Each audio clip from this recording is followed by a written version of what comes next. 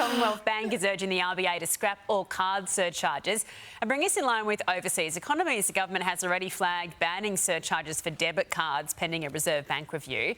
It's actually the CBA who want credit cards included too. Cassie, it's kind of nice to see the banks moving first on this as opposed to being forced to.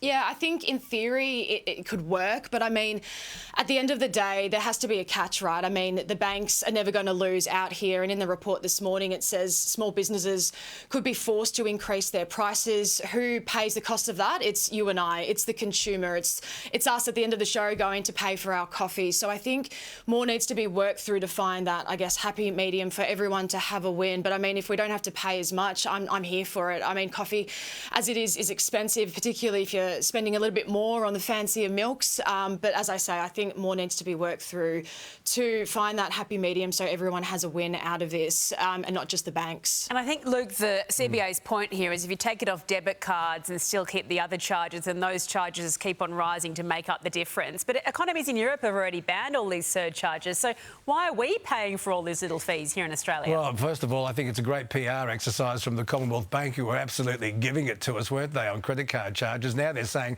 to the Reserve Bank they should be dropped. Look, I don't think there should be ever any charges on your debit card. Your money, your savings should all be yours. If you want to use a credit card, there is a way to do it smart. You pay it off before any interest is accrued and you use the points. So it can work with you. But you're right, with the cost of living, the rising charges, should you have a choice, should all those charges be gone? Well, I wonder if Fair Trading will have a look at this, but I don't know if it's going to happen. I honestly don't think it'll ever happen. Yeah, and that review pending, so we'll find out this year. Finally, can you smell that? Sydney is all abuzz about the iconic corpse flower, which is about to bloom for the first time in 15 years. The world's smelliest plant is attracting major attention. That, in fact, is a live look at the Botanic Gardens of Sydney. Staff there are waiting for this corpse flower to bloom. It smells a bit like wet teenage socks, apparently.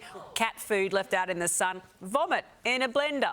Yummy. Luke, yeah, you going to go see it in Sydney? No, I can smell it from here, tar. But can I say, these things are a marvel of nature. I think that they grow naturally in the rainforest in Sumatra, and when that prong comes out and it opens up, yes, it stinks. That's why it's called a corpse flower, but it's an amazing thing to see. And look, when it does flower, I think you've only got about 20 hours. So if you want to go and have a sniff and have a look, make sure you don't dawdle, because it's a miracle of that. It is amazing to look at. Do it from a distance and stand upwind. Yeah, take a peg. They've nicknamed it Putricia. Cassie, Geelong has one of these as well, actually. You tempted to go and smell it? Look, Eddie, I'm not. I mean, you guys have got the Sydney Harbour Bridge, the Opera House, and now you've got the corpse flower. And if I was in Sydney tomorrow, I know exactly which one I wouldn't be seeing, and I think it's the corpse flower. Oh, I love it. Actually, this is something I definitely would do. Just the novelty of it, to line up for it and be part of the action. Luke and Cassie, thanks for joining us this morning. Thanks, David.